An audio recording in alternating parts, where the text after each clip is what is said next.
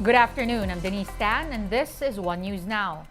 The son of Rodrigo Duterte comes to his defense after a lawmaker sued the former president for grave threats.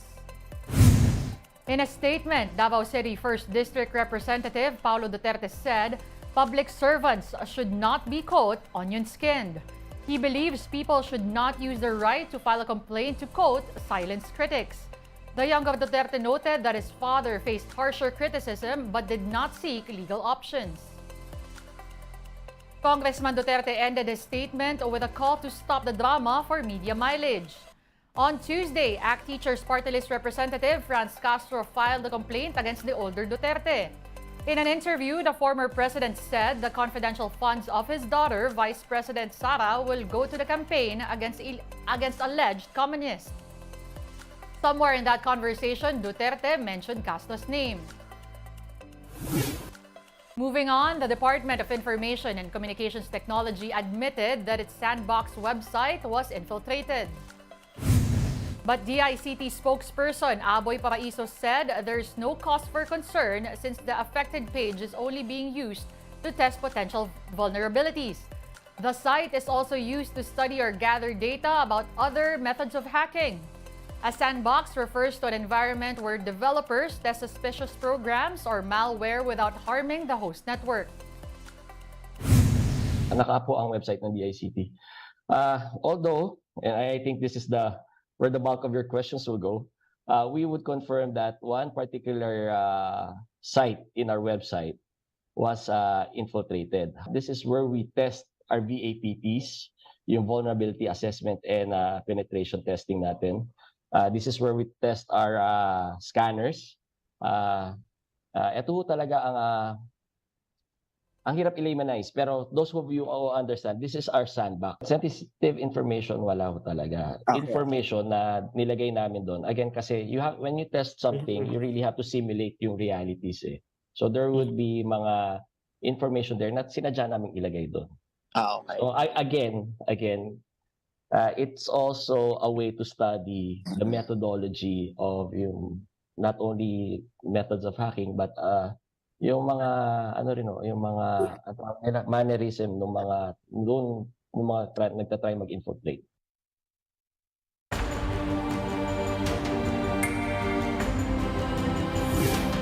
Five days to go before the Barangay and Sangguniang Kabataan elections. Here are some updates.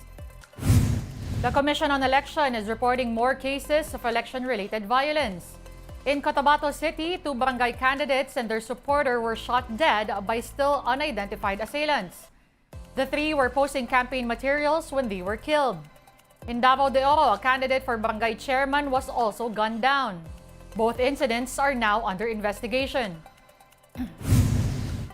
COMELEC has sent show-cause orders to over 700 BSKE bets for illegal campaigning. The poll body has also filed disqualification cases against 181 candidates for premature campaigning. Recall that COMELEC has approved a resolution suspending the proclamation of winning candidates with pending disqualification cases. The Supreme Court has ruled that COMELEC has no power to remove campaign materials posted in private properties. This stems from a case filed by St. Anthony College in Rojas City after COMELEC took down their posters for former presidential candidate and Vice President Leni Robredo during the 2022 elections. The High Tribunal said the poll body can only monitor campaign materials and parties and candidates while private individuals are not within its jurisdiction. And online precinct finder is now open. Voters may access it at precinctfinder.comelec.gov.ph. Voters only need to input their full name, date of birth, and place where they registered to get their assigned polling place and precinct number. Voting for the BSKE is on Monday, October 30 from 7 in the morning up to 3 in the afternoon. After BSKE, there's Undas, and several cemeteries in Metro Manila have already released guidelines for the observance of All Saints and All Souls Day. Manila North and South cemeteries are giving the public only until today to clean the graves of their departed loved ones. From October 29 until November 2, these sites will be open from 5 a.m. to 5 p.m. Vehicles will not be allowed inside these cemeteries during the said dates and hours. Vendors, alcoholic beverages, flammable materials, guns, and sharp items are also prohibited. Likewise, banned inside the two cemeteries are sound systems, playing cards, and other gambling implements, and pets. Time to take a quick break. One News Now will be back with more stories after that. Stay with us.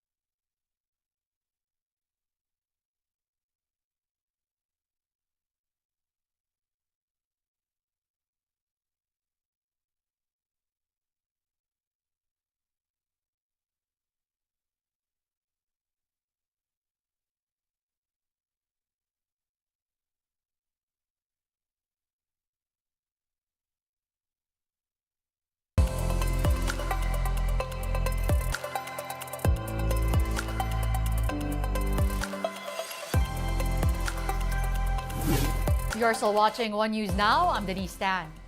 The Philippine Coast Guard said the footage released by China of a recent collision in Ayungin Shoal was spliced.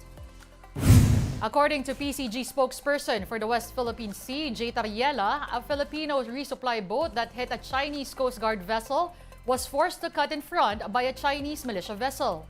Tariela told the Big Story that portion was removed by China in its own video. The PCG is standing by its statement that China's dangerous maneuvers prompted the collision. Beijing has earlier blamed Manila for the incident. The video that the Chinese has been releasing so far, no, na sinasabi nila, is ang Oneisa May daw ang talagang humarang doon sa China Coast Guard. They actually removed yung Chinese maritime militia on the left side nung Chinese nung Oneisa May. Plain common sense, no? Why would a wooden vessel, no, choose to pass through the route na dinadaanan ng isang steel-hulled, monstrous-sized vessel na alam niya namang pag binangga siya, talagang masisira yung bangka niya. We now give you a quick look at today's other top stories. The government is encouraging fuel retailers to voluntarily increase their ethanol blend from the current 10% to 20%. The Energy Department says this move could reduce gasoline prices by as much as 1 peso per liter. The government also intends to import ethanol, which is cheaper than relying on local production. The proposal is now under consideration by local oil companies and is awaiting approval from the Biofuels Board by the end of 2023. The Metro Manila Development Authority is looking at increasing fines for unauthorized vehicles entering the bus lane. The MMDA will ask the permission of the Metro Manila Council for this. In the proposal, violators will be fined 5,000 pesos for the first offense and 10,000 pesos and 1 month suspension of license for the second offense. For the third offense,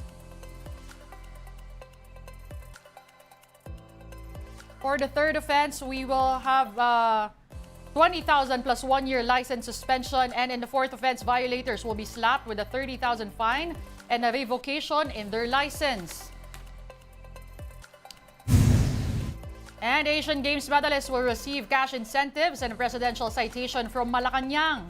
This will be given during a grand welcome and awarding ceremony to be hosted by the Office of the President at Rizal Memorial Stadium. The celebration honors the sacrifices and celebrates the triumphs of Pinoy athletes. The country produced 33 medalists from the Asian Games in China. They will get a total of 22.8 million pesos. Overseas, 33 American states filed a lawsuit against Meta in California, claiming that the company violates federal law every time it collects data on children under 13 years old. More in this report by the Associated Press.